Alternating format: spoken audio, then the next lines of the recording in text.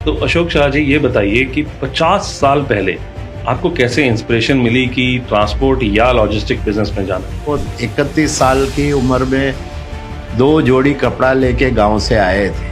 अच्छा। और 6 महीना उन्होंने एक नौकरी की थी जहाँ 2 टाइम का खाना मिलता था और सोने के लिए एक बार की ओटला मिलता था। उसके अलावा कुछ नहीं था उनके पास। टाइम में आपने ऑफिस, गोडाउन और स्कूल सारा कुछ मैनेज कर लिया था, मतलब आप कहीं भी फिट हो जाते थे। मैं स्टेपनी टायर की तरफ था। मतलब जो काम चाहिए आप करने के लिए रेडी। हाँ, पहले पूछता था are you accountant? No sir.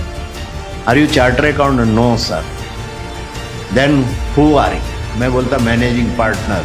मतलब आप फियरलेस थे, क्लैरिटी थी और सब कुछ कैलकुलेशन से कर रहे थे। यस। वो तब तक क्या है, टैक्स रेट इतने थे ना कि एक में मर्ज करते तो हमारे पास कपड़े ही बचते, उतना टैक्स था। और हम लोग क्या है कि हम लोग पूरा ईमानदारी से पूरा टैक्स भरने वाली कंपनी थी शुरू के दौर से।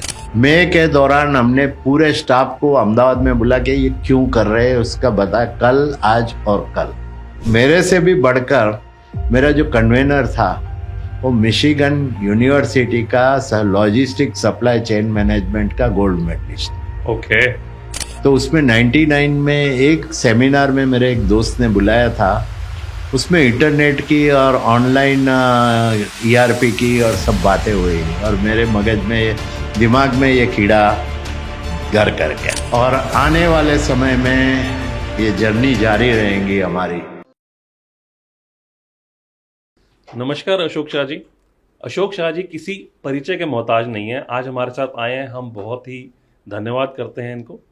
एंड शुरू करते हैं इनकी जर्नी से। तो अशोक शाह जी ये बताइए कि 50 साल पहले आपको कैसे इंस्पिरेशन मिली कि ट्रांसपोर्ट या लॉजिस्टिक बिजनेस में जाना है? नहीं, ये बाय बर्थ था कि DNA में, मैं कहता हूँ ना कि आ गया था। 47 से मेरे पिताजी इसी बिजनेस पे थे, मतलब लोकल ट्रांसपोर्ट में कहीं सर्विस करते थे। और 3 साल के बाद जब भी उन्होंने सब माहिर हासिल कर दी तो उनको जो ओनर थे उनके पास, जिसके साथ सर्विस करते थे जी। उन्होंने एक छोटी सी ट्रक गिफ्ट दी कि अभी अच्छा। आप खुद का बिजनेस करने के बिल्कुल काबिल हो गए। और 50 से उनने एक दोस्त के साथ मिलके कुछ सालों तक लोकल ट्रांसपोर्ट का किया।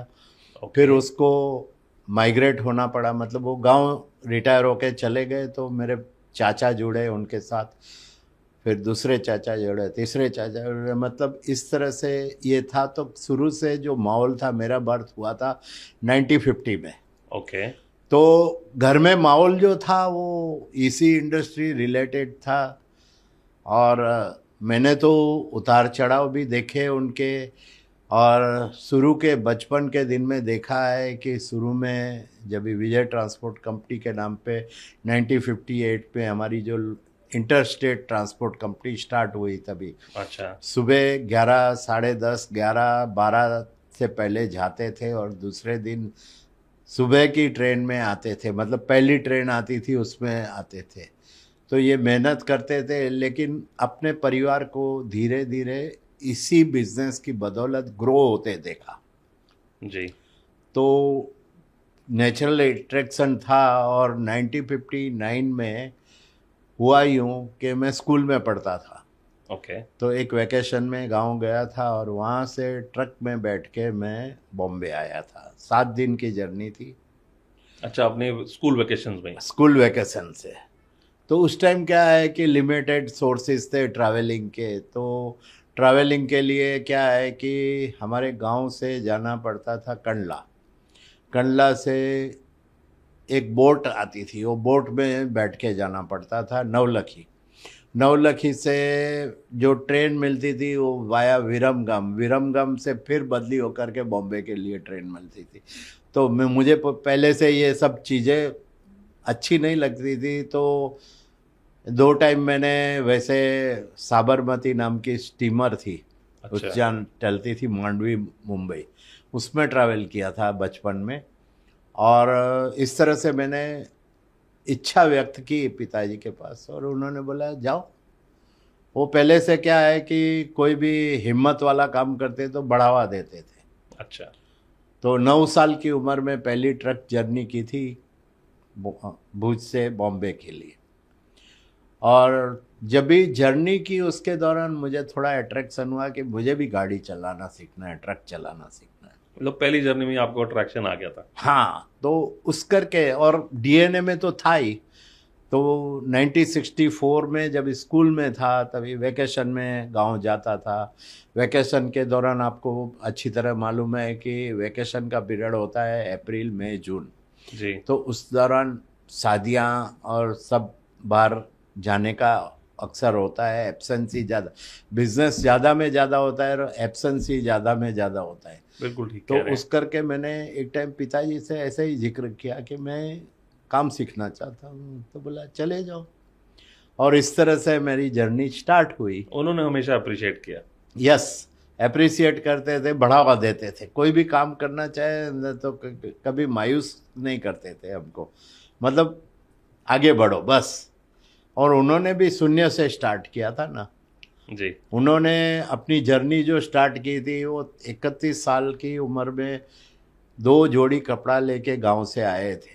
अच्छा। और 6 महीना उन्होंने एक नौकरी की थी जहाँ 2 टाइम का खाना मिलता था और सोने के लिए एक बार की ओटला मिलता था। उसके अलावा कुछ नहीं था उनके पास। 7वें महीने में पगार हुआ 5 रुपया, और 5 रुपये में से 4 रुपया वो दादी को बेचते थे, 1 रुपया खुद के लिए होते। तो ये इनकी जर्नी थी। तो इस तरह से कोई भी ऐसा हिम्मत वाला काम होता था तो उसको ऑलवेज अप्रिशिएट करते थे, बढ़ावा देते थे।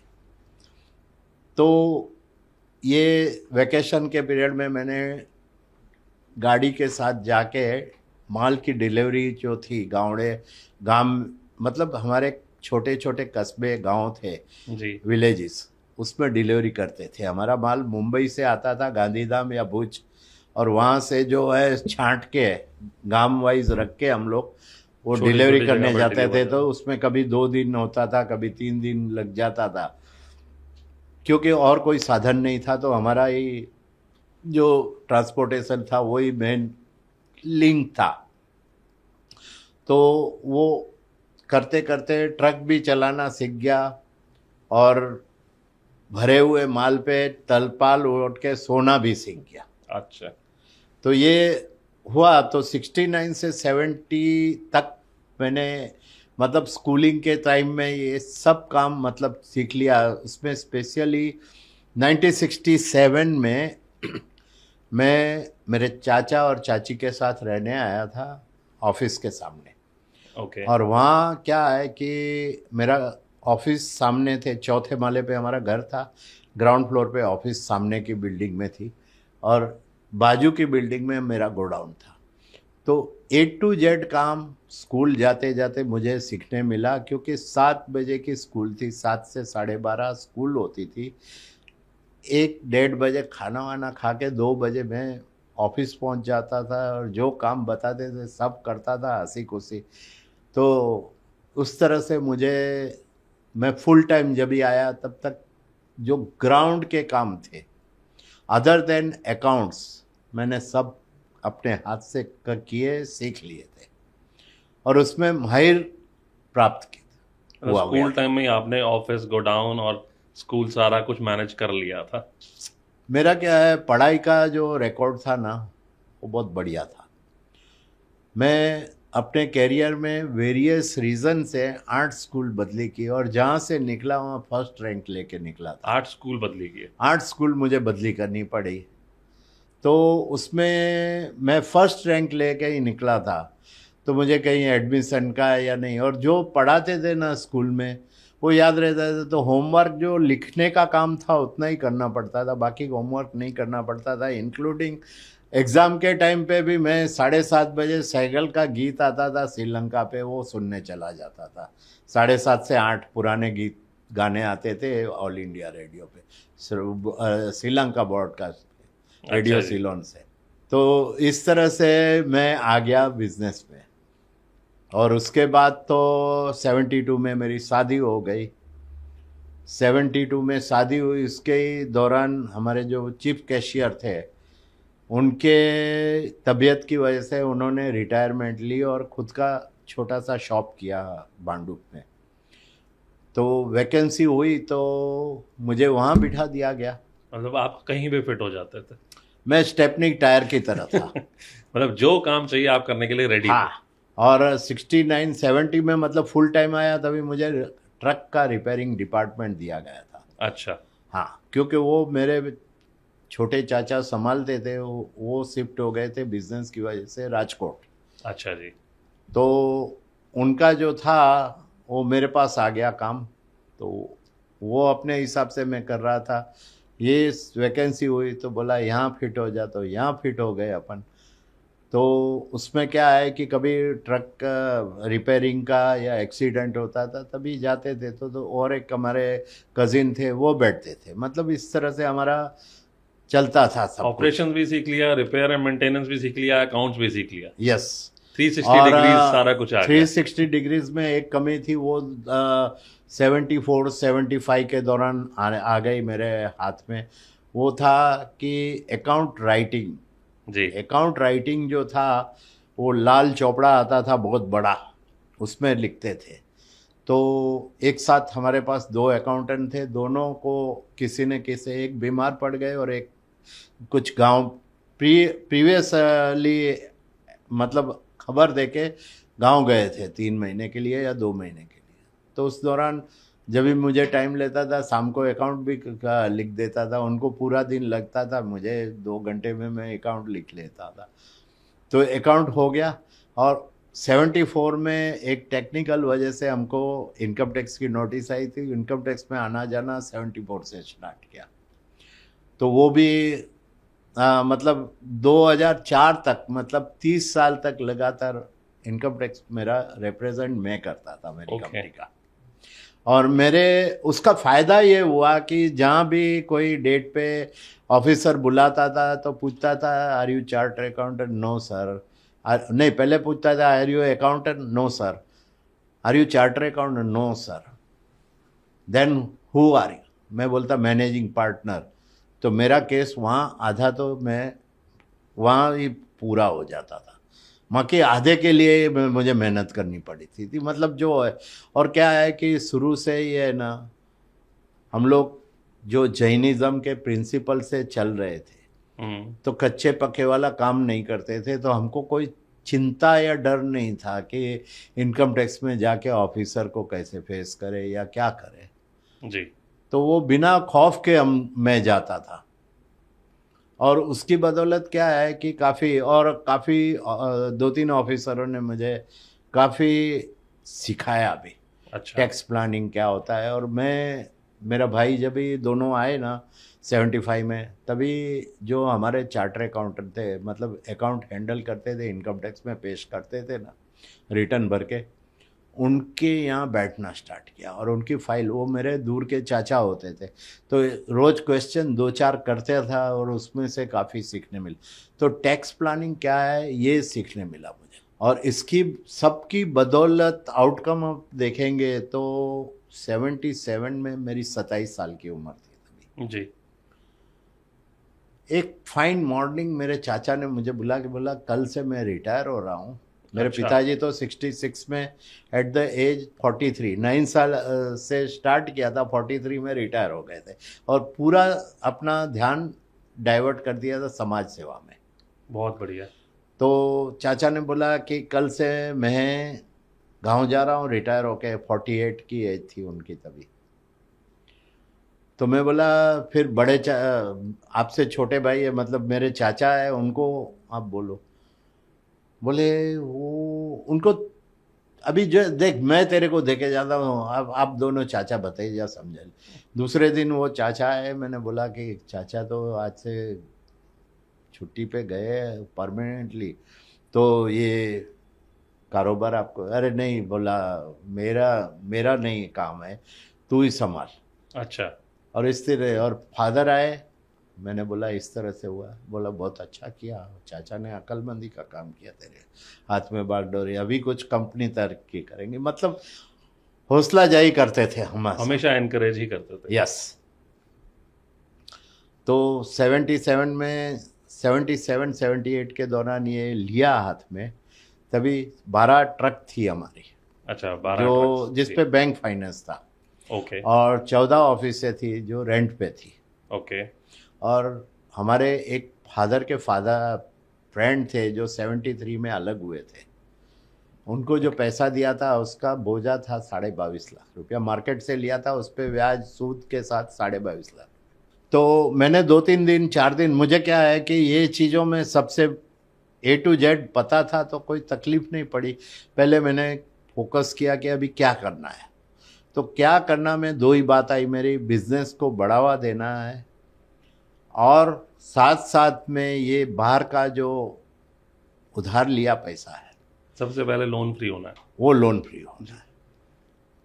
और कुदरत ने साथ दिया, टैक्स प्लानिंग किया, थोड़ा वो जो सिखाया है, 2 ट्रस्ट बनाए, इस तरह से ट्रस्ट में सब जितने भी लेडीज़ एंड बच्चे थे उनको बेनिफिशियरी बनाया। ट्रस्ट जब भी बना रहा था तभी 2 क्वेश्चन आए, इसको कौन मैनेज करे। मैं बोला मैं करूँगा। तू क्या संभालेगा, बिजनेस संभालेगा, ट्रस्ट संभालेगा? अरे मैं बोला ट्रस्ट में संभालने वाला कोई बात नहीं है, ये टैक्स प्लानिंग का हिस्सा है। अच्छा अच्छा ठीक है। तो उन्होंने मतलब फिर किसी ने क्वेश्चन नहीं किया। और मैं जो भी करता था, मुझे, मैं कहूँ ना, 96 तक सिंगल हैंडेड संभालता था। हालांकि सबका साथ था, भाइयों का। मेरे भाई दोनों 75 में ही आ गए थे बिजनेस पे। फिर एक चचेरा भाई जो था, बड़े चाचा का लड़का, वो 85 में है।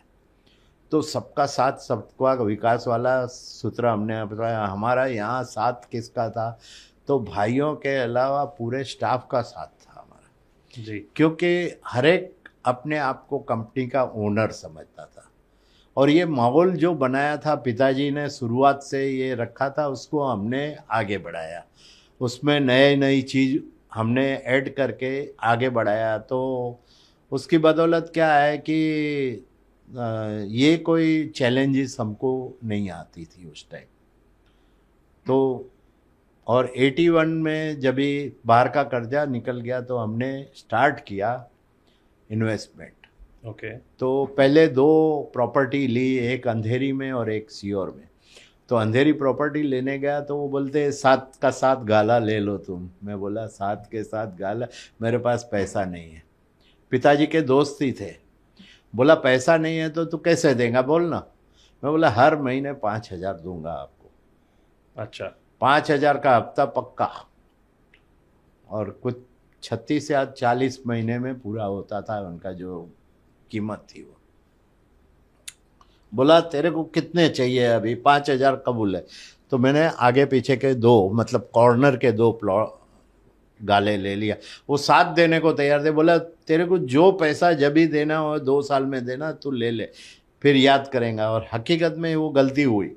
गलती होने में बहुत सारे परिबड़ थे जो मैं कह नहीं सकता हूँ इंटरनल। तो उसकी वजह से ये हुआ और वहाँ से सिलसिला शुरू किया। तो 90 तक स्ट्रेटेजिक लोकेशन का हो, क्या कोई अच्छे लोकेशन का हो, वहाँ सब जगह पे हमारी खुद की प्रॉपर्टी हो गई थी। मतलब आप फियरलेस थे, क्लैरिटी थी और सब कुछ कैलकुलेशन से कर रहे थे। यस।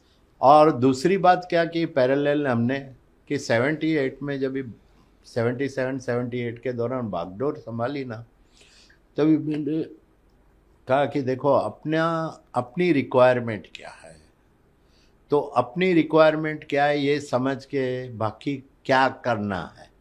तो क्या करना है ये अगर आपको पता चल जाता है ना, फिर आपको कोई तकलीफ नहीं पड़ती है। तो मुझे पता चला कि देखो कि बिजनेस अगर बढ़ाना है मुझे, जी तो मुझे जो अटैच ट्रक है, जो आज 12 ही है, 12 ट्रक हमारी थी और 12-13 अटैच ट्रक थी, उसका काफिला बनाना पड़ा। अपना बोझ नहीं बढ़ाना है। अच्छा तो मैंने बढ़ावा लेने के लिए क्या है, जो पुरानी व्हीकल थी हमारी, उसकी स्कीम निकाली थी कि 10,000 दो और गाड़ी ले जाओ उधार, और मैं बिजनेस भी देता हूँ और गाड़ी के मालिक बनाता हूँ। तो 1 साल में, पहले साल में ही 78 गाड़ी का मतलब काफिला हो गया मेरा। ग्रेट। और एक गाड़ी उस टाइम चलती थी ना हमारे पास, तो जो बिजनेस था आज के जैसा कंपटीशन नहीं था, लेकिन अच्छा बिजनेस था, बहुत अच्छा बिजनेस था। तो 5,000 कम से कम देके जाती थी, जो हफ्ता भरने में निकालता। एक गाड़ी चली हमारे पास तो एक हफ्ता भरा समझो। तो ये 78 गाड़ियाँ थी ऐसी। तो प्रॉफिटेबिलिटी भी बढ़ती गई और बिजनेस चलता गया। इस दौरान 95 में हमने पहला कंप्यूटर खरीदा। 1986 में 1 दिसंबर को 5 स्टार होटल में पूरे staff including peon, drivers, truck के ओनर को बुला के एक मीटिंग की कि अपने कंपनी के विकास के लिए हमको क्या करना है। सबने सुझाव दिया और उसके बाद जो ओनरशिप की भावना थी वो बहुत स्ट्रांग हो गई। 87 में हमने प्राइवेट लिमिटेड पार्टनरशिप को प्राइवेट लिमिटेड में कन्वर्ट भी किया। ओके। और 77 टू 87 ये 10 साल का जो था टाइम, उसमें मैं बिजनेस सिलसिले में या कोई ऐसा इमरजेंसी सिलसिले में ट्रैवलिंग करना पड़ा, वो अलग बात है। नहीं तो ऑफिस छोड़ के नहीं गया था, इंक्लूडिंग संडे को। फर्स्ट हाफ में मतलब 1 बजे तक का ऑफिस रहता था और उसमें बिजनेस होता था। और उसके बाद फिर मैं, क्या है कि मैं शुरू से मुझे ह्यूमन साइकोलॉजी, ये जो साहित्य का, ज्योतिष का, इसका सब का थोड़ा अच्छा इंटरेस्ट भी था और नॉलेज भी था बेसिक। ओके। मैं बोला ये कोलू के बैल की तरह कब तक करना है।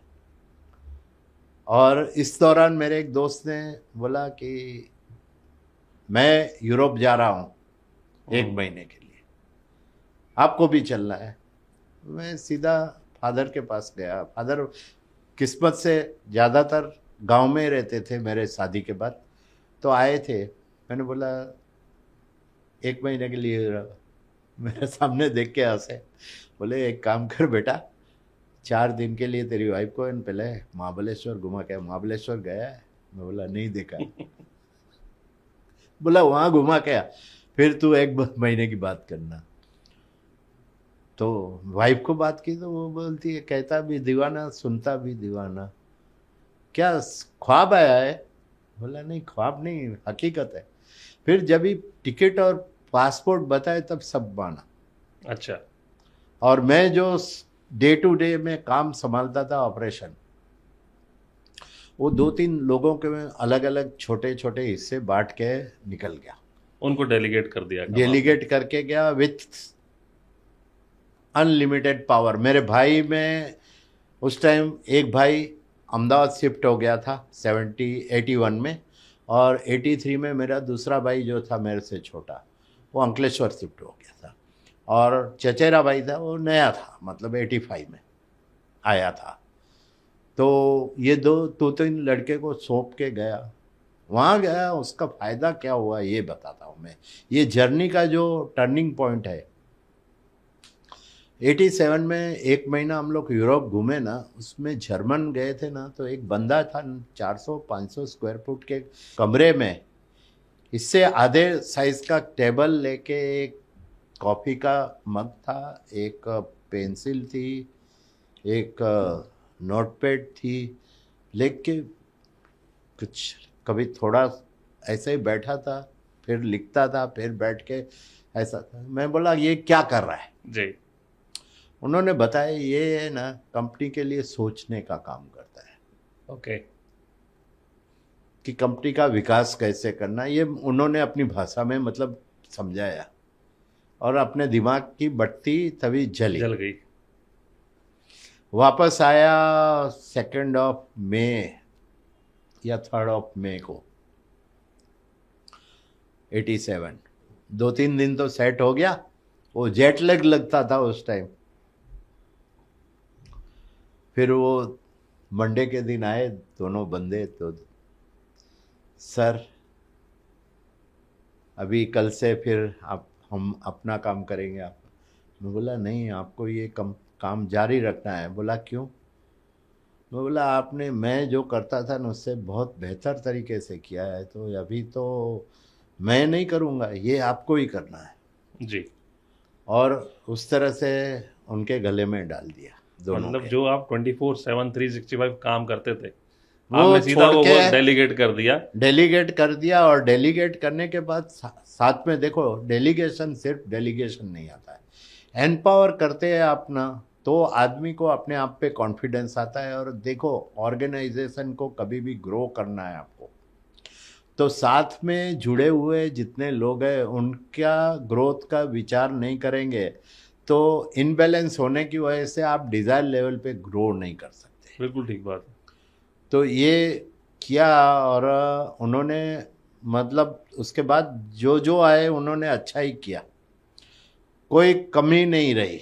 मतलब देखो, गलती होती है, मैं भी काम करता हूँ, मेरी भी गलती हुई है, लेकिन मैं हमेशा अपने जो अंडर काम करने वाले हैं उनको एक ही कहता था कि जितना गलती करने का हक मुझे है एज ए ओनर, तो आप भी ओनर ही हो, तो आपको भी उतना ही हक है। तो गलती करना, वो दोबारा ना हो, उतना उसका ध्यान रखना है, और गलती में से क्या सीख मिली, ये 3 चीज़ आपको ध्यान रखनी है।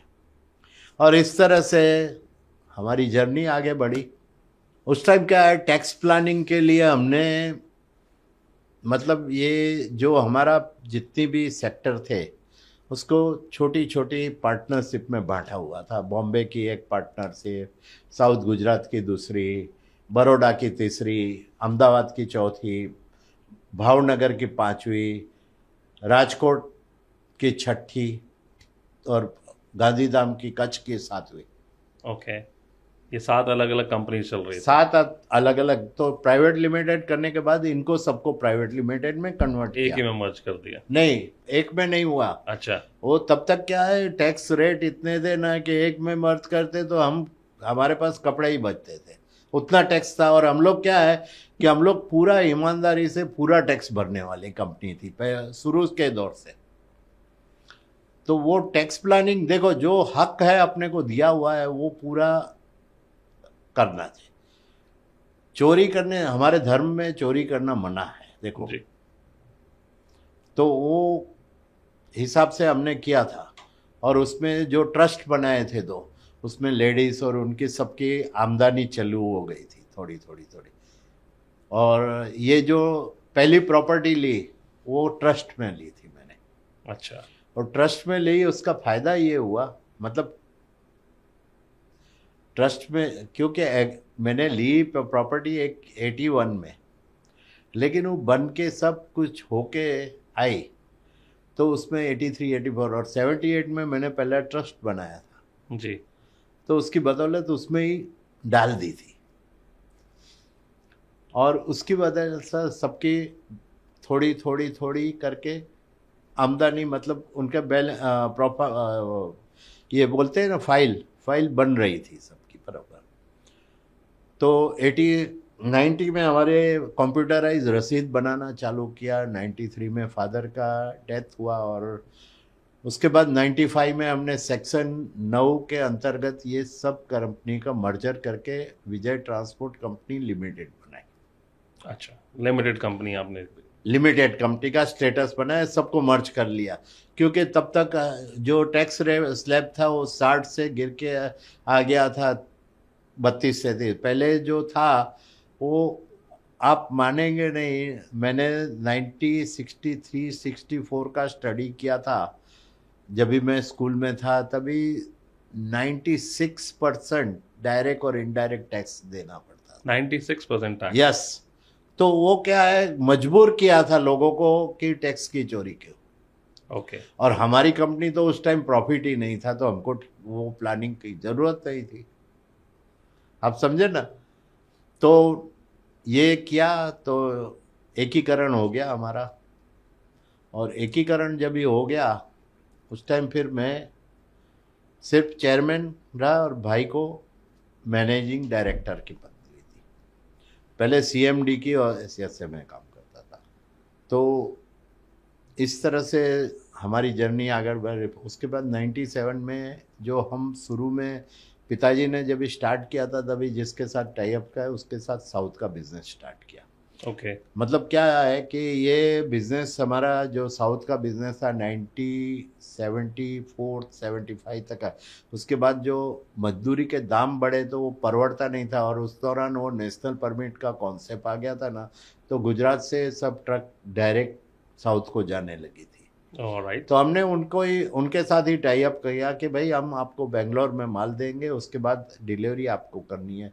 और हमारे रिलेशन पहले से थे, और फॉर्चुनेटली वो भी 1958 की कंपनी थी, हमारे साथ ही, हमारे बगल में, मतलब गली में ही खुली थी सामने की। अच्छा।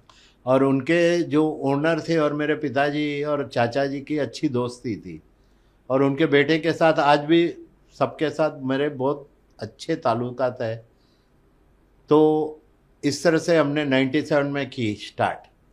फिर 97-98 के दौरान एक सोच आया, जो अपना मनमोहन सिंह के टाइम पे रिफॉर्मेशन हुआ था, ग्लोबलाइजेशन और ये सब लाइसेंस राज निकालने की बात की थी। तो हमने जो लगा कि हमको क्या है कि थिंक हम करने लगे थे ना 87 के बाद, तो फ्यूचर जो दिखा, तो उस करके पूरा इस पे साइंटिफिक रिसर्च करके 2 साल के बाद विजय ट्रांसपोर्ट से वी ट्रांस इंडिया लिमिटेड करने का एक डिसीजन लिया गया।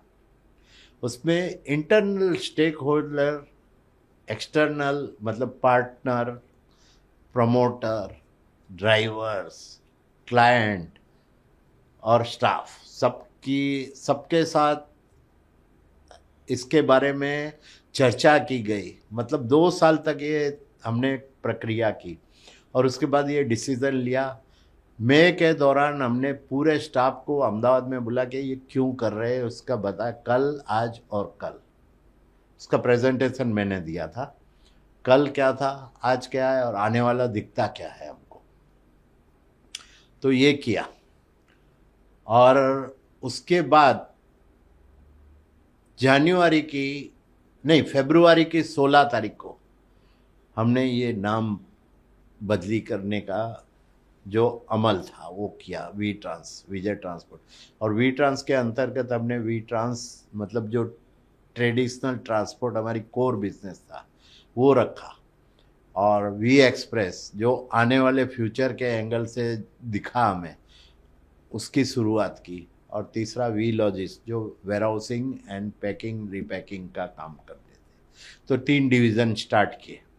मतलब अब तक ये multi location multi service logistic company बन गई, हाँ, मतलब क्या है कि स्टार्ट हो गई थी। 2002 की दौरान जब भी हमने नामकरण किया, जब भी उस दौरान, उससे 6 महीने पूर्व हमारे जो पार्टनर थे प्रकाश पार्सल सर्विस, तो उन्होंने कहा कि अभी हम तो धंधा बंद कर रहे हैं, तो हमारा धंधा आप ले लो।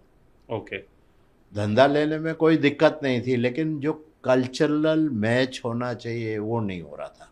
हम्म। वो पंजाबी थे आपके, और हमारा जैन परिवार था, तो कल्चर जो होता है वो मैच नहीं होता है। और मैं बोला कि कल्चरल मैच नहीं होने की वजह से लेने के देने पड़ जाएंगे। तो मैंने हाथ जोड़ के बोला, नहीं देखो, अपना रिलेशन है, अपना ये है, लेकिन ये वजह से हम नहीं ले सकते। फिर हमारे एक और फ्रेंड थे, उनको ये दी गई कंपनी, और इन्होंने जारी रखा, मतलब 6 महीना 7 महीना। उसके बाद फिर हमने डिसीज़न लिया कि देखो, जो पुराने ओनर थे उनका काम करने का तरीका अलग था, ये नया आया है, हालांकि हमारा फ्रेंड ही था, लेकिन काम करने का जो तरीके में थोड़ा फ़र्क था, जो आगे जाके अपने को डिस्प्यूट होने की संभावना है। तो रिलेशन फर्स्ट करके हमने ये फैसला लिया कि हम खुद का ऑफिस करेंगे, और खुद का ऑपरेशन के लिए मैं और हमारे एक साउथ के बहुत अच्छे बंदे मिल गए थे हमको, जिसको डेवलप करने के लिए।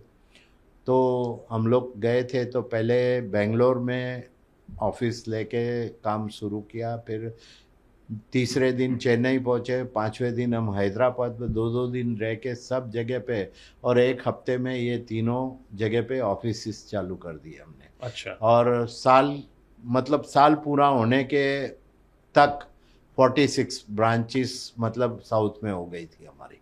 मतलब फ्रेंचाइजी थी, कुछ जगह पे हमारी खुद की थी।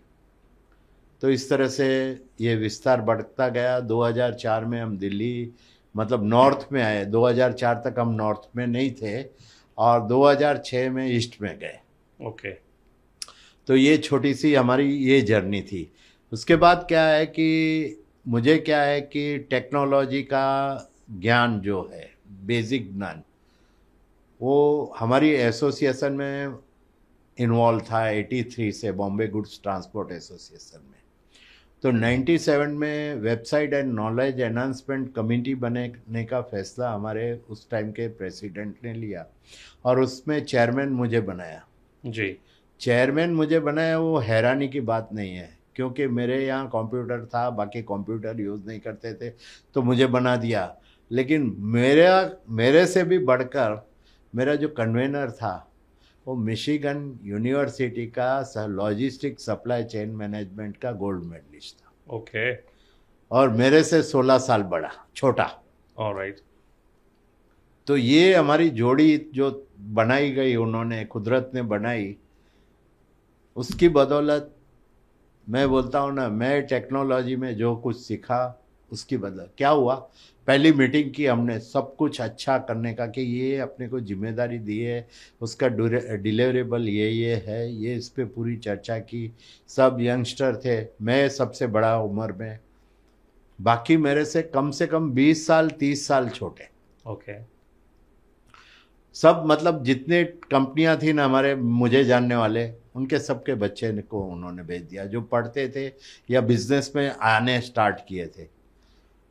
तो यूथ कमेटी एक तरह की बनी हमारी और हमने ये स्टार्ट किया। तो उसने बोला कि ठीक है, अब सब सब अपना अपना ईमेल आईडी दे दो तो मैं इसका एजेंडा और मिनट्स भेज देता हूँ। तो सबने दे दिया। मुझे बोला अशोक भाई आपको क्या न्योता देना पड़ेगा? मैं बोला न्योता नहीं देने की ज़रूरत है, मेरे पास ईमेल आईडी नहीं है। कुछ नहीं बोला वो। फिर बोला अशोक भाई, 5-10 मिनट, सब मीटिंग पूरी हो गई ना, अशोक भाई आपका क्या प्लान है आगे का, 5 साल का, 10 साल का? तो मैं तो बहुत खुशी खुशी से बोला पेपर पे डालो ना। तो मैंने पेपर पे डाला, उसने पढ़ा और फाड़ दिया। बोला इसमें कुछ नहीं होगा। अच्छा। मैं बोला क्यों कुछ नहीं? अरे बोला आने वाला जमाना है ना टेक्नोलॉजी का है और आप बोलते हैं ईमेल आईडी नहीं है, तो ये कुछ नहीं होना पाएगा। आइदर टेक्नोलॉजी अपनाओ या फिर बेच डालो। मतलब वो बहुत अच्छा आदमी है इसके लिए। तो मैंने बोला टेक्नोलॉजी अपनाने के लिए क्या करना चाहिए? बोला पहले कंप्यूटर सीखो। मैं बोला मेरे भाई ने सिखा है। बोला भाई ने सिखा है ना, तुमने थोड़ी सिखा है। बोला घर पे कौन है? मैं बोला मेरी बेटियों हैं, दो दो बेटे हैं, ये है। किसकी उम्र क्या है? तो मैं बोला एक बेटी है, उसकी 22 साल की उम्र है, एक 27 साल की उम्र है। तो बोला घर पे कौन होगा अभी? मैं बोला 22 साल वाली है, 20-22 साल हुए थे। फ़ोन लगाओ। उस टाइम मोबाइल नहीं था। जी।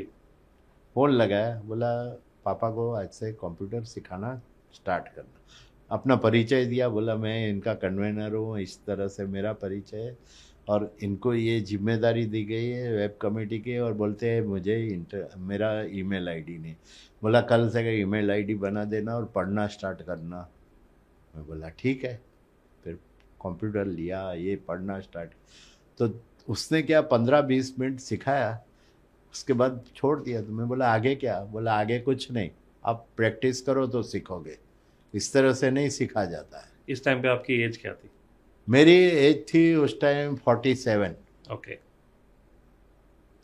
तो 47 में सीखना स्टार्ट किया। फिर जो सेमिनार होते थे ये, और सब बुलाने लगे ये वेबसाइट कमेटी के हिसाब से। तो उसमें 99 में एक सेमिनार में मेरे एक दोस्त ने बुलाया था। उसमें इंटरनेट की और ऑनलाइन ईआरपी की और सब बातें हुई और मेरे मगज में, दिमाग में ये कीड़ा घर कर गया।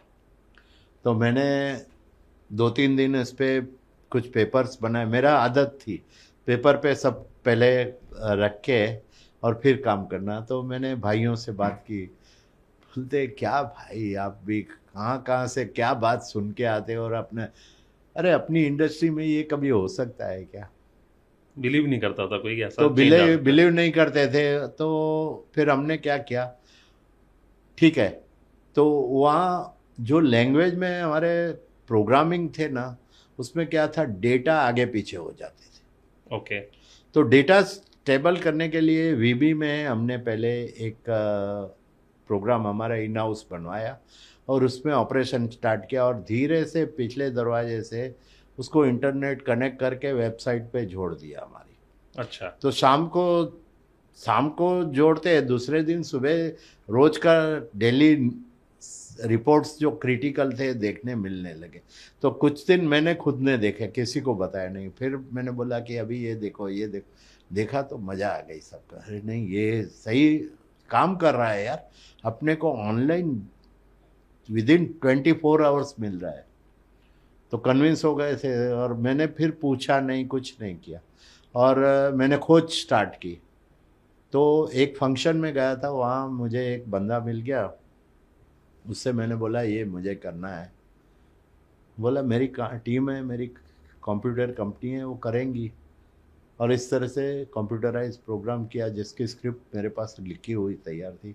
पहले .NET 2.5 में किया, फिर एक बड़ी कंपनी को, मल्टीनेशनल कंपनी को इसको बनाने को 2014 में दिया।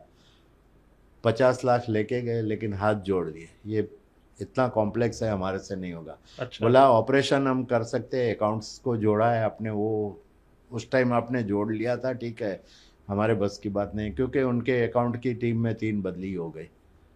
तो फिर हमने वही जो था 2.5 वाला उसको 4 में कन्वर्ट करवाया ओके। और 4 में कन्वर्ट करा, जो 2024 तक चला हमारे पास। अभी फ़िलहाल अभी वो P2P में हमने कन्वर्ट किया अभी। तो इस तरह से, और उस टाइम जब भी हमने ERP एडॉप्ट की तो हमने हमारे इस तरह से प्रोग्राम बनाया था कि मैं अनपढ़ हूँ जी। तो मैं चला सकता हूँ, वो देख के बनाया था। तो हमारा प्यून तक वो चला आसानी सकता से था। चला सकता था। हमारे पास एक अनपढ़ लड़का था जो हमारे आके लिखना पढ़ना सीखा, वो हब मैनेजर की हैसियत से सब पूरा चला सकता था। मतलब वाह, इतना इजी था ये।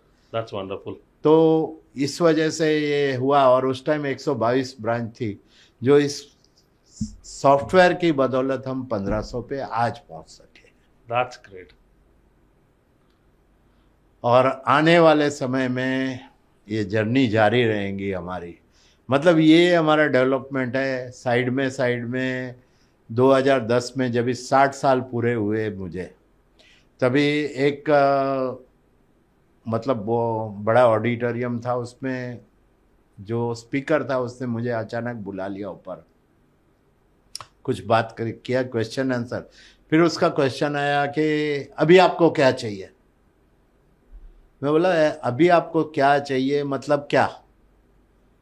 नहीं नहीं, अभी आप क्या हासिल करें। मैं बोला जो मेरी लायकात थी उससे ज़्यादा हासिल हो गया है, अभी मुझे कुछ नहीं चाहिए। मेरे पास जो है वो मैं देना चाहता हूँ, बांटना चाहता हूँ। और जब से बांटना स्टार्ट किया तो और कहानी स्टार्ट हो गई। जो एक्सपेक्ट नहीं किया था, वो कुदरत का नियम है ना, आप एक्सपेक्ट नहीं करते, वो चीज़ें आई। तो मुझे रिकॉग्नाइजेशन पहले ही 2010 में मिला एज ए फर्स्ट था वो ट्रांसपोर्ट इंडस्ट्री में, जो पर्सन ऑफ ट्रांसपोर्टेशन, ऐसा personality of the transportation. Okay. और 2014 में ये जो मोदी साहब ने जूल ऑफ द गुजरात के लिए आपको। डेवलप, तो उसमें स्थान मिला। वो हमारी कम्युनिटी से वन एंड ओनली में था। जिसने ऑथर था वो मनीष करके था, अच्छा। मनीष मीडिया वाले, ओके।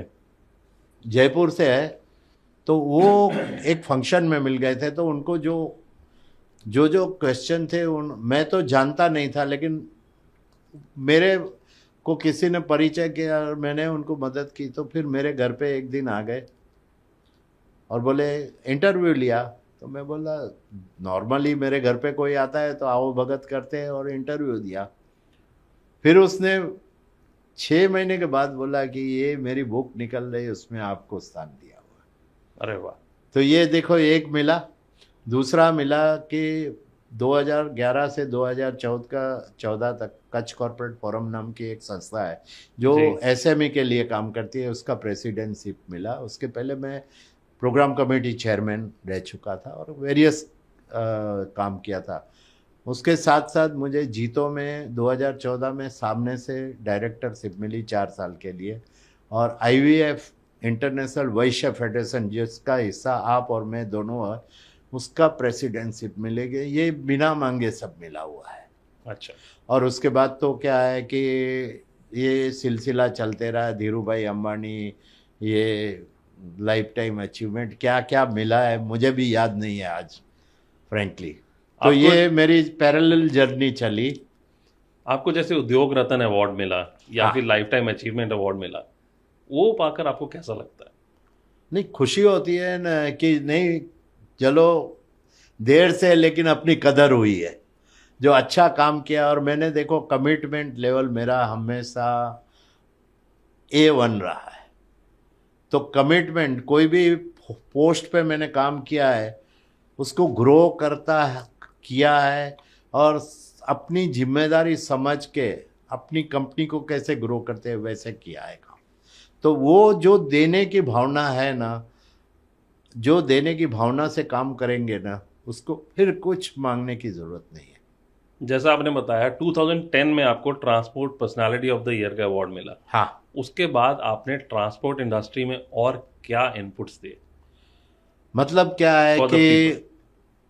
बेनिफिट ऑफ द, क्योंकि मेरे अब तक के जो इनपुट्स थे, मेरी जो कमेटी थी वेबसाइट एंड नॉलेज, इसमें जो ट्रांसपोर्ट के बच्चे थे, थर्ड जनरेशन या सेकंड जनरेशन, जी। उनको ब्रीडिंग करने का जो काम किया था वो बड़ा योगदान था। और उसके अलावा जब भी मेरी प्रेसिडेंटशिप में जो लेबर के जो डीए बढ़ता था ना 1% से बढ़, मतलब 100 = 1 करके ये बढ़ता था, उसको कटौती करके 50 पे लाया थे, जो आज भी पूरे देश में हाईएस्ट रेट है, जिसकी बदौलत काफ़ी इंडस्ट्री महाराष्ट्र में से निकल के और जगह पे चली गई है। ओके।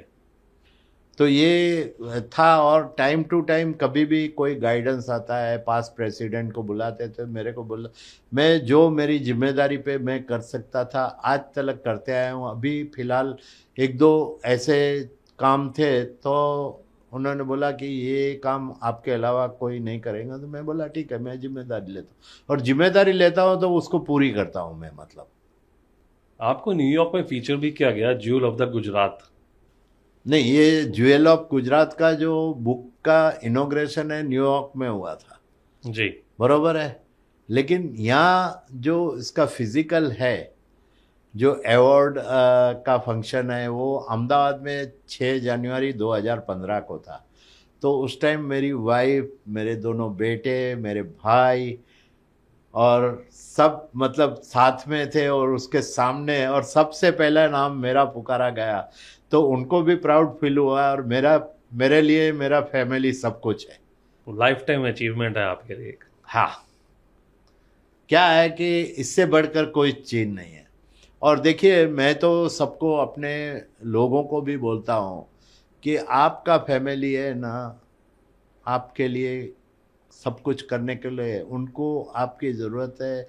साल में हार्डली 12 से 15 टाइम पड़ती है, तब उस टाइम आपको सब छोड़ के उनके साथ रहना चाहिए। बस इतना करोगे तो आपको कभी मायूसी नहीं देखनी पड़ेगी, फैमिली डिस्प्यूट नहीं होगा, कुछ शांति रहेंगी, फैमिली का सपोर्ट मिलते रहेगा। और मैंने फॉर्चुनेटली मेरे फादर को देखा था, तो मैं फैमिली, बिजनेस, सोशल सबको बैलेंस करना अच्छी तरह सीख गया था। ये बहुत ज़रूरी है। और टाइम मैनेजमेंट और प्लानिंग भी अच्छी तरह करता था तो सबको न्याय दे सकता था। आपने एक बुक लिखी है द विनर, इसको कैसे किस चीज से आप मोटिवेट हुए थे?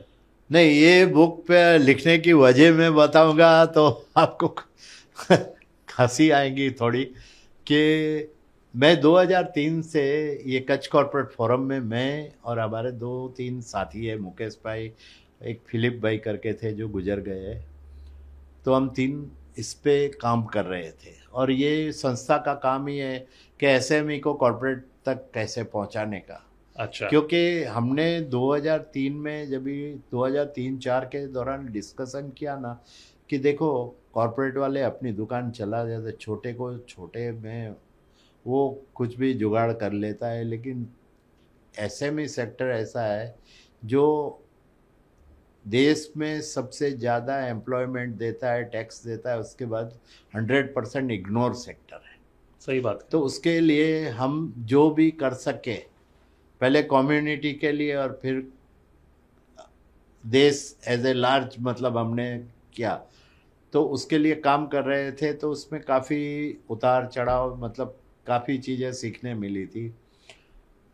और मैं 2015 में हमारे जो अभी आचार्य है उनका चातुर्मास मिला था, हम जैन हैं, तो मैं वहाँ 4 महीने के हिसाब से गया था। हफ्ते में एक टाइम, हफ्ता मतलब महीने में एक टाइम, हफ्ता भर बॉम्बे आता था, बाकी वहीं रहता था। अच्छा। तो मैंने प्रण लिया था 2012 में कि इनका जब भी चातुर्मास मिलेगा मैं 1 महीने का उपवास रखूंगा, मास खमण बोलते हैं इसका। अच्छा।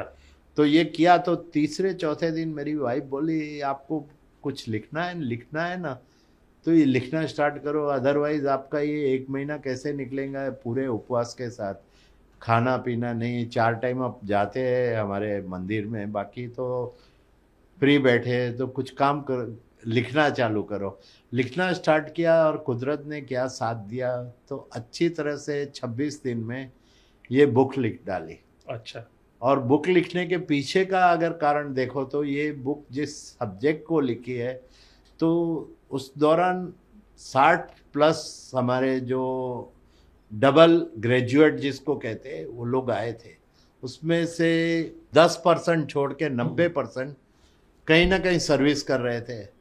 तो मैं एक सोचा कि अगर सर्विस जो एंटरप्रेन्योर बनने के लायक है या एंटरप्रेन्योर्स कम्युनिटी से वो सर्विस करेगा तो 50 लोगों की नौकरी जाएंगी। वो अगर खुद का बिजनेस करें 50 लोग को काम पे रख सकता है। बिल्कुल सही कह रहे हैं आप। और जो देश की समस्या है वो यही है कि अनएम्प्लॉयमेंट, अनएम्प्लॉयमेंट अगर निकल जाए ये दंगे फसाद सब बंद हो जाते हैं। तो वो ध्यान में रख के मैंने बुक का फोकस किया कि एंटरप्रेन्योरशिप को कैसे बढ़ाए, एंकरेजिंग एंटरप्रेन्योरशिप। उसके बाद 3 साल तक मेहनत की वेरियस प्रोफाइल लेने में, जो केस स्टडी थी, क्योंकि केस स्टडी में ऐसा कोई भी नहीं चाहता था जो शॉर्टकट से आया, जो प्रिंसिपल से आगे बढ़ा हो वैसे ही लोग लेना चाहता था। बहुत दूर की सोच है आपकी। तो उसकी बदौलत 3 साल, और हिंदुजा ब्रदर्स ने, जी। मैं 2018 में लंदन गया, तभी श्री गोपीचंद जी को मिला और कहा कि मेरी बुक कभी तैयार है, छपने को मैं तैयार है, तो आप किस दिन आएंगे भारत में। हर साल वो आते थे, वो पता था मुझे, क्योंकि हमारा वैसे रिलेशनशिप था, मतलब 93 से जानते थे, और 2017-18 की दोनों लंदन की ट्रिप में गहरी हो गई हमारी दोस्ती। तो बोला मैं दिसंबर जनवरी हर साल आता हूँ। अच्छा। मैं बोला डेट दो, बोला अभी से कैसे देता। तो जब भी आया तो मिलने गया, मैं, मेरे भाई, मेरे दोनों बेटे, हम लोग सब मिलने गए, सभी डेट ली, उन्होंने डेट दी, और उस दिन तीनों भाई, बोला एक पे दो फ्री अच्छा। करके तीनों आए। उनके ऑफिस के बगल में ही नेहरू सेनेटरियम में हमने रखा था, और बिस बुक का इनवेलिंग किया। आपकी बुक का डेब्यू हिंदुजा ब्रदर्स ने किया। हाँ। और जितने लोग आए थे उनको सबको एक एक कॉपी दी, और आज भी मैंने ये बेचने के लिए नहीं रखा है। जितने जिसको भी देता हूँ कॉम्प्लीमेंट्री देता हूँ, या कोई मांगता है तो उसको, जिसको पढ़ना है, नहीं पढ़ने वाले को नहीं देता हूँ। नहीं नहीं, आई जो फील पढ़ना चाहे प्रिविलेज। उसको ही देता हूँ। आई फील प्रिविलेज कि आपने मुझे एक कॉपी दी है। नहीं नहीं, मैं डेफिनेटली पढ़ूंगा। आप तो क्या है, आपका जो कार्य काम है ना, इसमें काफी चीजें आपको मिलेंगी जो क्वेश्चन करने के लिए पॉडकास्ट में आपको काम आएंगी। ग्रेट। बाकी वैसे मैं जो काम कर रहा हूँ उसमें हम जो भी सर्विस प्रोवाइडर्स हैं उनको अपना बिजनेस ऑनलाइन कैसे ट्रांसफॉर्म करना है और वहाँ पर सोशल मीडिया पे कैसे ग्रो करना है, अच्छा। I am coaching that. तो उसके अंदर भी मैं देखूंगा आप मेरे को इस बुक में से क्या मिलता है। नहीं, आपके मिलेगा, कहीं ना कहीं कुछ मिलेगा आपको, या जो स्टोरीज है उसमें से भी मिल जाएगा। डेफिनेटली। रियल स्टोरी है सब, और बिना शॉर्टकट के आए हुए लोग हैं इसमें। अशोक जी, आपको क्या डिफरेंस लगता है first generation leaders and next generation leaders में? आपने तो बहुत बड़ा चेंज देखा है 1950 से लेके और 2025 तक। देखिए, पहले के जमाने में थे ना जो लीडर थे ना, वो भी लीडर थे, अभी भी लीडर है, लेकिन फर्क ये है कि वो कड़ी मेहनत से और अपनी आत्मसूझ, जो उन्होंने चैलेंज फेस किए लाइफ में, उसकी बदौलत आगे बढ़े थे। आज की जो लीडरशिप है उसमें देखिए टेक्नोलॉजी, पढ़ाई, इसका बहुत बड़ा अहम रोल है, और उसके साथ साथ उनकी जो परवरिश की गई है, तो ये परवरिश कहीं ना कहीं रिफ्लेक्ट होती है। तो मुझे जो फर्क लगा है, मतलब क्या है कि जिसने ग्राउंड रियलिटी के हिसाब से काम किया है, जो लीडर ने, उसको क्या है कि सामने वाले का दुख दर्द अच्छी तरह से मालूम है। जी। और सीधा जो, मतलब जो लीडर कुर्सी पे बैठ जाता है, उसको एम्पैथी जिसको कहते हैं उसके बारे में नहीं पता कुछ नहीं है। पता जी। है क्या होता वो है। फील नहीं कर सकता। उसको जो चाहिए, ये चाहिए, वो चाहिए। मतलब ये क्या है कि पहले के ज़माने के जो लीडर थे वो लीडर थे, आज के ज़माने में कुछ लीडर है, कुछ बॉस है। जी। लीडर और बॉस में इतना ही फ़र्क है, लीडर जो है वो प्रेम से काम लेगा और उसका लोग काम हंस के करेंगे। बॉस होगा, उसका काम वो जितना बताएंगे उतना ही करेंगे, अपने दिमाग फिर लड़ाना बंद कर देते हैं लोग। पता होता है उसके बावजूद भी मैंने देखा है कि आगे नहीं बढ़ता है। और दूसरा क्या है कि फिर लोग क्या है कि बॉस को खुश करने के लिए जो उसको जो चाहिए उसको कभी रियल पिक्चर उसके सामने नहीं आने देते। ये मैंने फ़र्क देखा है कई जगह पे। मैं तो काफ़ी फैमिली रन बिजनेस वाले मेरे पास आते हैं, उनके दुख दर्द बताते हैं, तो उसकी बदौलत मुझे काफ़ी पता चलता है इसके बारे में। जैसे आपका एक फैमिली रन एंटरप्राइज है, इसमें बहुत सारे आपके फैमिली लीडर्स भी होंगे, इसमें आप यूनिटी और इफेक्टिवनेस कैसे रखते हैं? नहीं, यूनिटी और इफेक्टिवनेस रखने के लिए देखिए, हमने 1989 जी। जब भी मेरे फादर की हाजिरी थी, उस टाइम मैंने एक छोटा सा इंटरनल 2 पेज का एमयू बनाया था। 2 पेज का मतलब फुल स्केप में, उसमें डूज एंड डोंट्स और क्या होना चाहिए क्या नहीं होना चाहिए, और वो उनको बताया मैंने कि भाई ये हम करना चाहते हैं। तो बोला ये इसमें आप कुछ सजेशन दो। फिर 2-3 दिन उन्होंने पढ़ के बार बार पढ़ा और फिर बोला कि नहीं, इसमें मेरे इसके अलावा कोई सजेशन नहीं है, ये बरोबर है, ये चलेगा तो यूनिटी रहेगी। और दूसरा क्या है कि देखो, कभी भी फैमिली रन बिजनेस में आपको 2 चीज़ें अहमियत रखती है। एक अपना स्वार्थ नहीं देखना, और दूसरा सेक्रीफाइस करने की मेंटली तैयारी होनी चाहिए। तो ये 2 चीज़ अगर आप में है तो फैमिली बिजनेस चलाने में कोई देर नहीं। और मैं तो यहाँ तक कहूँगा कि फैमिली रन बिजनेस है वो प्रोफेशनल रन बिजनेस के मुकाबले 35% अर्निंग उसकी ज़्यादा होती है। आप बिल्कुल सही कह रहे हैं, लेकिन आज के ज़माने में देखा जाता है कि दो भाई भी इकट्ठा काम नहीं करना चाहते, वो भी अलग हो जाते हैं। उसमें एक ही बात का मेन रोल है, कुछ नहीं है। भाई भाइयों का प्रेम रहता है, सब कुछ रहता है, लेकिन जहाँ ईगो आ जाता है और एक बैक सीट ड्राइविंग आ जाती है, ये दो चीज़ें इसकी बदौलत भाई भाई से अलग हो रहे हैं। और जब वो अलग होते हैं तो उनके बिजनेस उतना भी परफॉर्म नहीं करते जितना पहले कर रहे थे, उसका आधा भी परफॉर्म नहीं कर रहे होते। नहीं, इसमें दो बातें हैं।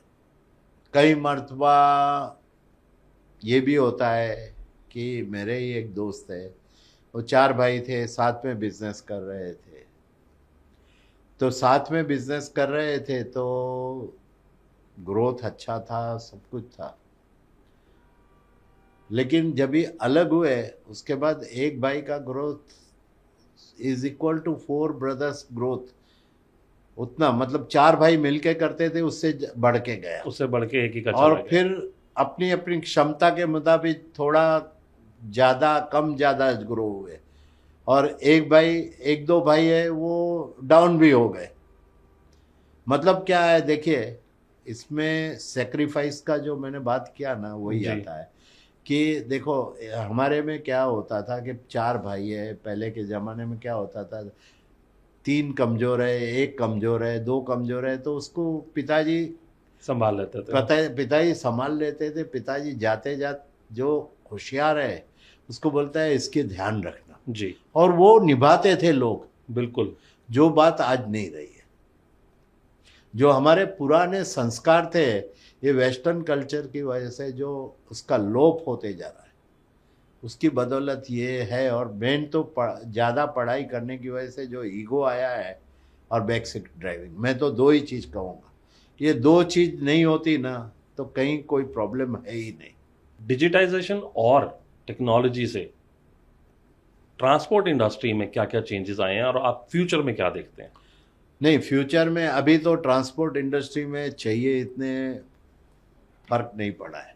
कुछ कंपनियां हैं जो ऑनलाइन है, अच्छी तरह से चल रही है और एक से एक चीज़ बढ़ के कर रही है। लेकिन जितनी हद तक चाहिए, हाँ, देश के बारे में आप कहेंगे तो देश के बारे में ये कहता हूँ कि आज छोटे से पान वाला दुकान है या रिक्शा वाला है, वो भी डिजिटाइज मतलब जीपे पे पेमेंट ले सकता है, दे सकता है, ये कर रहा है। तो ट्रांसपोर्ट इंडस्ट्री में जो ऑर्गेनाइज कंपनियां हैं, उन्होंने अपना टेलर मेड फेस सॉफ्टवेयर बनाया है, उसको काफ़ी फ़ायदा हुआ है। मतलब मैन पावर की बचत, एक्यूरेसी, ये जो फ़र्क पड़ा है। पहले हम लोग है ना, शाम को हिसाब मिलाने में हमको 4 घंटे लगते, कभी 3 घंटे लगते थे, जी। जो आज 5 मिनट में हो जाते हैं। बिल्कुल सही तो कह रहे ये हैं। बहुत सारे मतलब बदलाव देखने जाओ ना, बदलाव पे हम बात करेंगे तो पूरा एक एपिसोड हो जाएगा अपना। काफ़ी हुए हैं, लेकिन आने वाला जो समय है वो टेक्नोलॉजी का है। तो जो टेक्नोलॉजी के साथ में रख के आगे बढ़ेगा उसको फूलने फलने का चांस है। क्योंकि वॉल्यूम ग्रोथ इतना आ रहा है, मुझे जो दिख रहा है पिछले 3 साल का मैं देख रहा हूँ, तो मार्केट में वॉल्यूम ग्रोथ जो आ रहा है, जहाँ हम लेने वाले थे मतलब इंपोर्ट करने वाले थे, वहाँ देने वाले बन गए। तो ये सब मेक इन इंडिया की बदौलत हो रहा है। तो जो सही तरीके से सही स्ट्रेटेजी के साथ काम करेगा, थोड़ी कंपटीशन होगी, फिर भी उसका ग्रोथ निश्चिंत होना है। वी ट्रांस जैसी कंपनी मल्टीनेशनल कंपनी से कैसे कॉम्पीट करती है आज की डेट में? नहीं, मल्टीनेशनल कंपनी और हमारा वैसे देखने जाओ तो कंपटीशन है ही नहीं। अच्छा। क्योंकि हम अपने हिसाब से हम ओन ग्रोन कंपनी है। जी।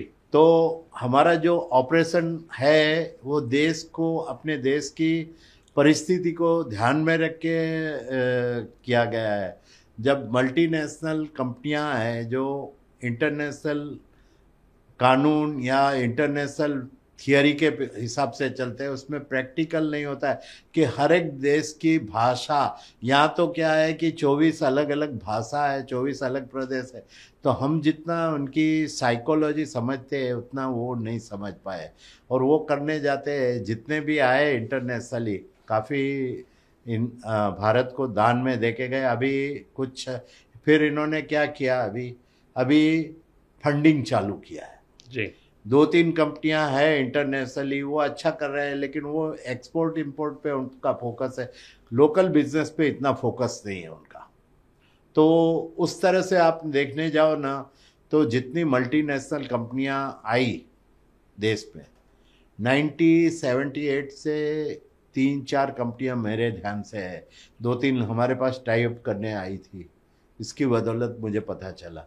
तो या फेल गई है या मरने के बहाने जी रही है, वैसा कह सकता हूँ, या अपने सीमित रखा है। मतलब इंटरनेशनल बिजनेस में बरोबर है वो, लेकिन जो डोमेस्टिक बिजनेस है वहाँ सक्सेस नहीं गए अभी तक। आप इतना बड़ा फैमिली बिजनेस रन करते हैं, आप कुछ राय देंगे उन फैमिली लीडर्स को कि उनके बीच में कॉन्फ्लिक्ट कम से कम हो और कोऑर्डिनेशन ज़्यादा से ज़्यादा रहे, जो इकट्ठे बिजनेस रन कर रहे हैं?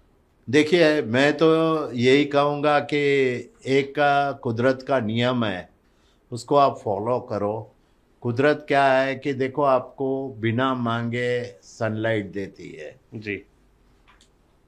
ऑक्सीजन देती है, प्राणवायु देती है, आपको पानी की ज़रूरत है तो बारिश देती है, आपसे कुछ लेने बिना वो करती है। तो वो भावना करके जो आगे बढ़ता है देने की भावना से, उसको बिना मांगे सब कुछ मिलता है। और फैमिली में तो ये खास लागू होता है कि आपका ही भाई है, आपका बहन है, आपका चाचा है, आपके मामा है, तो उनसे ईगो को साइड में रख के, जब ये फैमिली की बात आती है, ईगो को साइड में रख के आप आगे बढ़ेंगे, तो फैमिली की जो ताकत है ना, वो आपको आगे बढ़ाने में हमेशा मदद रूप होगी। मतलब गिविंग माइंडसेट से काम करें गिवन हमेशा। माइंडसेट से कहीं भी काम करेंगे, सक्सेस आनी ही आनी है। जी। ये मेरा इतने सालों का तजुर्बा है। अब एक लास्ट क्वेश्चन, आप अपने सक्सेसर्स को या नेक्स्ट जेन लीडर्स को जो आपकी फैमिली में हैं, उनको कैसे मेंटोर करते हैं? उनको देखिए, मेरे दोनों बेटे हैं जुड़वा, जी। उनको तो जब से वो स्कूल में पढ़ते थे, मैंने 14 साल के बच्चे थे, जब भी 13-14 साल के थे, आई थिंक एसएससी में थे या 10वीं में थे। अच्छा। मैंने एक दिन बुला के दोनों को बिठाया, आराम से बिठा के बोला कि देखो भाई, आप अभी आगे बढ़ने वाले हैं, एसएससी करोगे, कॉलेज जाओगे, सब कुछ करोगे, तो लाइफ में क्या करना है इसका डिसीज़न अब से लोगे तो आपके लिए बेहतर होगा। और बेहतर इसलिए होगा कि अगर कुछ अलग करना चाहते हो, तो मेरी जितनी ताकत है, जितनी हैसियत है, वो पैसा आपको उस बिज़नेस में लगाने दे दूंगा। दोनों को साथ में करना है, दोनों को अलग करना है तो बांट दूंगा। और वो उसको जीरो करके जब भी आएंगे तो मैं पूछूंगा नहीं। तो चॉइस इज़ योर्स, 15 दिन का टाइम देता हूँ। अब दोनों सोच के विचार विमर्श करके देना। और दोनों में आपस में अच्छी बढ़ती थी, तो दो एक दूसरे से शेयर करते थे, बात करते थे, सब कुछ करते थे। तो उन्होंने जो भी बात की, मतलब 14-15 दिन के बाद आए तो बोला, डैडी हमको तो अपना ही बिजनेस में अपॉर्चुनिटी सबसे ज़्यादा लग रही है और हमारे डीएनए में भी है, तो आपके बिजनेस में आएंगे। तो हमारे बिजनेस में आने की जैसी बात की उन्होंने, जैसा वैकेशन हुआ, पहले भेज दिया वैकेशन में भिवंडी गोडाउन पे काम करने। तो क्या है, वहाँ सब लोगों के साथ काम किया, जो छोटा काम बड़ा काम सीखे। तो इस तरह से 2-3 वैकेशन में इनको एक गोडाउन पे, दूसरे गोडाउन पे, फिर इधर उधर और सब जगह पे लेके भी जाता था। तो मैं जब भी मतलब ये ग्रो हो रहे थे, तो जहाँ भी सोशल फंक्शन में सब में लेके जाता था। तो कैसे बात करनी, क्या करना है। और दूसरा बात, अहम रोल जो हमारे जो साधु संत ने किया कि मैं 9 साल के, मतलब 9 साल लगातार, 5 साल के थे तब से 14 साल तक, ये 9 साल के पीरियड में मेरी वाइफ है ना, जब भी वेकेशन पड़ता था पहले दिन जहाँ भी हमारे साधु संत है वहाँ लेके जाती थी और सत्संग में 14-15 दिन, महीना दिन रहते थे। तो धर्म भी सीख लिया और साथ में काफ़ी और क्वालिटी डेवलप हुई। तो मुझे फिर ज़्यादा मेहनत नहीं करनी पड़ी। और फिर जब भी मैंने ये स्क्रिप्ट लिखी अपने ईआरपी की, उस टाइम क्या है कि मेरी बिल्डिंग जो रहता हूँ ना, उसका रीडेवलपमेंट हो रहा था, हम लोग ही कर रहे थे। तो मैं जहाँ उस टाइम ऑफिस थी हमारी फर्स्ट फ्लोर पे, उसके सेकंड फ्लोर पर भी हमारी जगह थी, तो उसमें रहने आया था। तो शाम को 8 बजे से 10:30-11 तक उनको डिक्टेशन देता था। मेरा गुजराती में लिखा हुआ था तो इंग्लिश कन्वर्ट करने के कि ये सॉफ्टवेयर वाले को ये देना पड़ेगा। तो ये बिजनेस भी जान लिया उन्होंने और मतलब इस तरह से टाइम टू टाइम ट्रेनिंग हो गई। और फिर आज ऑफिस में साथ जाते थे आते थे, तो उसमें सब है। और बाकी दोनों भाइयों के बेटे हैं, उनको भी टाइम टू टाइम जब भी मिलता है तो उनसे बात करता हूँ, उनके साथ ट्रैवलिंग करता हूँ। तो जो मुझे कहना है या कमी है या एडवाइस देनी है वो देते रहता हूँ। तो इस तरह से हम लोग किया। और बाकी क्या है कि देख देख के, देखो लोग है ना, पढ़ने से लिखने से नहीं सीखते, वो देखते हैं बिहेवियर अपना कैसा है सबके साथ, तो अकॉर्डिंगली वो बिहेव करना सीख जाते हैं। बिल्कुल सही कह रहे हैं आप। तो इस आपने तरह से चिंता वाली बात नहीं रही हमारे लिए और पूरी जर्नी मस्त रही है अभी तक की। लाइफ लॉन्ग मेंटोरशिप भी हो गई और धर्म और कर्म को भी बैलेंस करके रखा है वो आपने। बैलेंस करना जरूरी है। जो आदमी अपने धर्म को साथ में रखता है ना, उतार चढ़ाव देखो, लिफ्ट भी ऊपर जाती है तो फिर नीचे आती है, फिर ऊपर जाती है, तो ये उतार चढ़ाव होते रहते हैं। लेकिन क्या है कि ये दोनों रखने से फेलियर कभी नहीं होते। परफेक्ट। और फेलियर होते हैं तो शॉर्ट टाइम के लिए होते हैं, लॉन्ग टाइम नहीं। चलिए, आपका बहुत बहुत धन्यवाद। आपने इतने सारे एक्सपीरियंसेस शेयर करे, अपनी लाइफ स्टोरी बताई। ये बहुत ही इंसाइटफुल पॉडकास्ट रहेगा। Thank you very much once again. नहीं, मेरा तो देखिए आज का जो पॉडकास्ट है ये किसी के जीवन में खुशी लाएगा ना, तो मेरे लिए सब वसूल है। बहुत लोग इंस्पायर्ड होंगे इनसे। आप thank you very much. Thank you very much.